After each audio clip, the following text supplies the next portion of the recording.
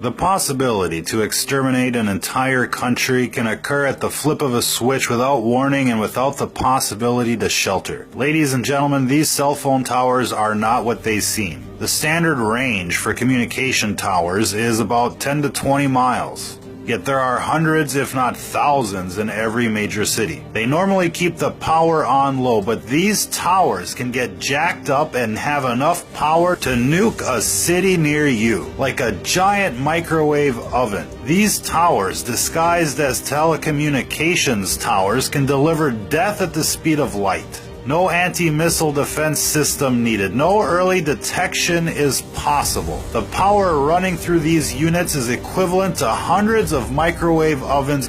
They are giant microwave oven towers, and the oven is your city. And in any major city, there are dozens per square mile. They can light you up like a candlestick. And little by little, these things have gone up everywhere. People look at them, oh look, another cell phone tower.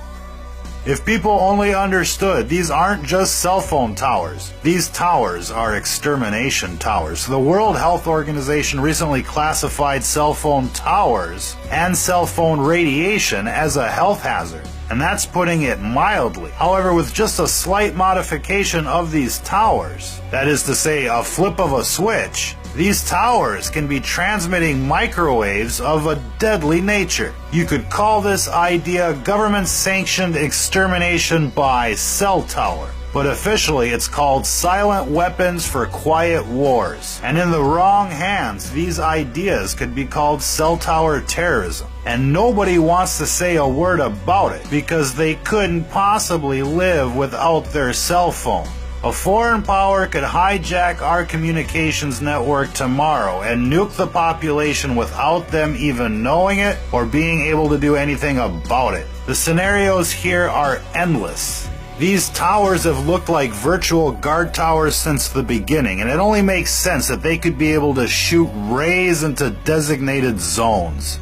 And by what we've stumbled upon so far, it looks like these cell phone towers are just a small piece to another rather complex puzzle. We've discovered numerous U.S. patents regarding various delivery methods for nano-sized weapons triggered by electromagnetic waves. These weapons are called matro weapons, M-A-T-R-O, matro weapons, consisting of nano-micro capsules containing DNA or chemicals for transfection purposes.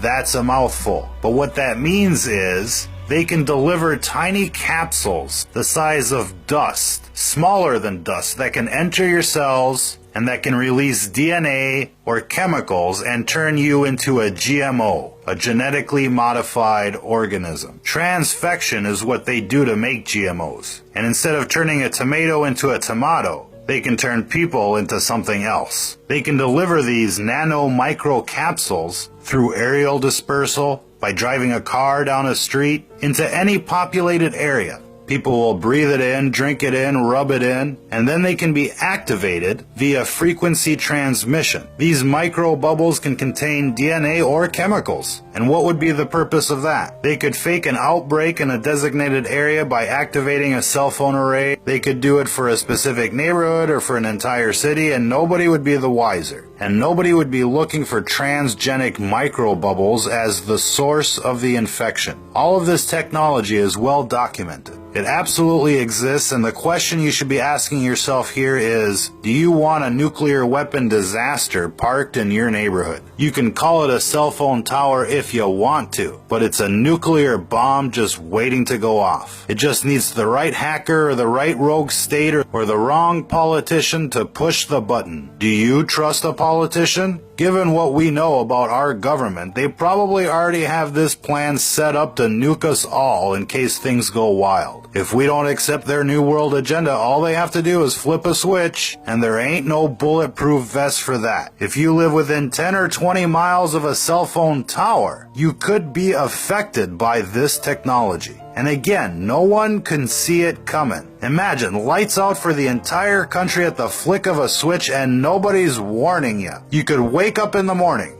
turn on the television, they say breaking news, the entire East Coast has been wiped out and nobody knows why. People just dropped dead everywhere and nothing was destroyed. It's the perfect weapon for the NWO. Extermination without mass destruction. A weapon of mass extermination. One thing's for sure, we don't need 10,000 nuke towers per major city. And now that they've built up a grid, all they need to do is flip the switch. We need those towers taken down.